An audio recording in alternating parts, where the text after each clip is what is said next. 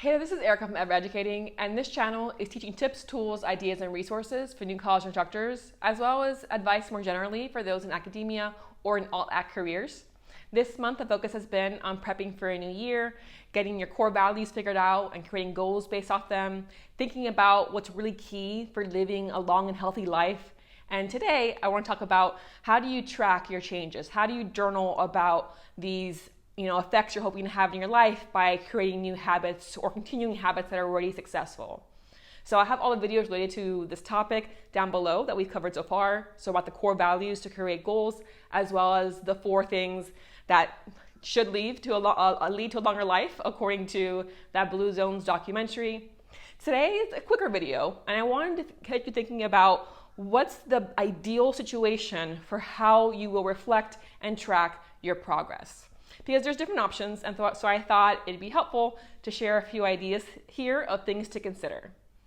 And so the first thing is, do you want to track things, reflect on things on paper or digitally?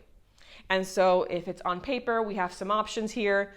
So do you want something that's bound, right? So it's here, ready to go. You open it to a page and you write down your reflection or your tracking. Or do you want it to potentially be, ring bound so that you can open this up,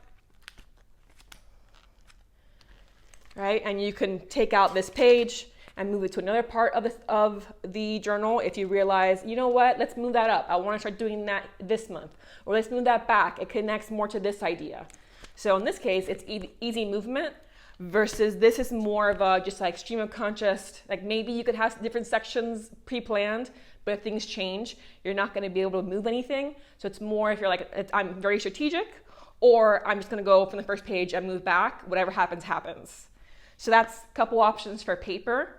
And then you also have, some kind of tablet or phone if you want to do it digitally. So there are potentially digital notebooks, digital planners available for buying or for free. I have a few free ones that I'll link below. But there's also apps, right? So do you want to use your calendar app? Do you want to use a reminder or your to-do list? Like what kind of format do you want to use for, again, reflecting and tracking any progress? So that's like step 1 to figure out. Now, if you do want to do paper though, something else to consider, I think, before you get started is the size of your journal, right? Because as I showed, these are small sizes. So these are really easy to just put in a purse, put in a backpack, carry it with you, and you go to your coffee shop and you can reflect it there, or you're going to a friend's house and you bring it with you just in case something pops up. You're going on errands.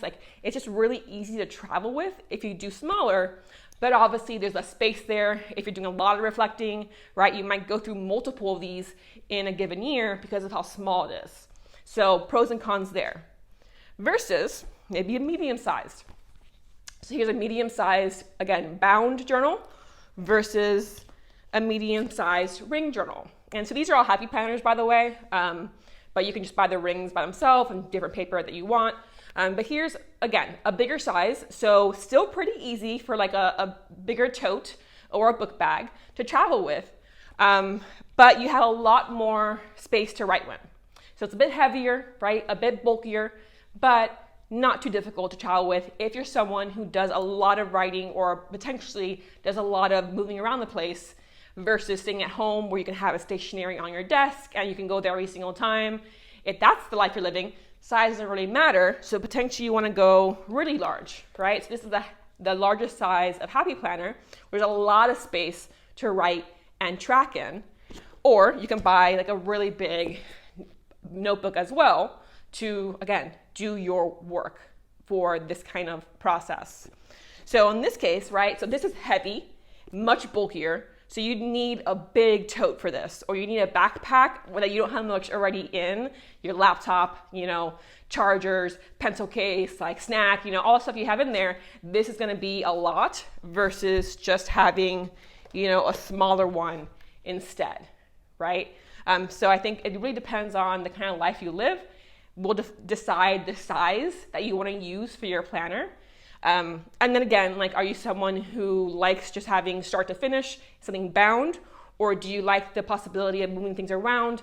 Then potentially you want to get a ring binder or something like this where you can actually move things around, right? I do have a video about different types of planners I'll link below, but these are just some things to consider, right? Do you want to do digital? Do you want to do paper?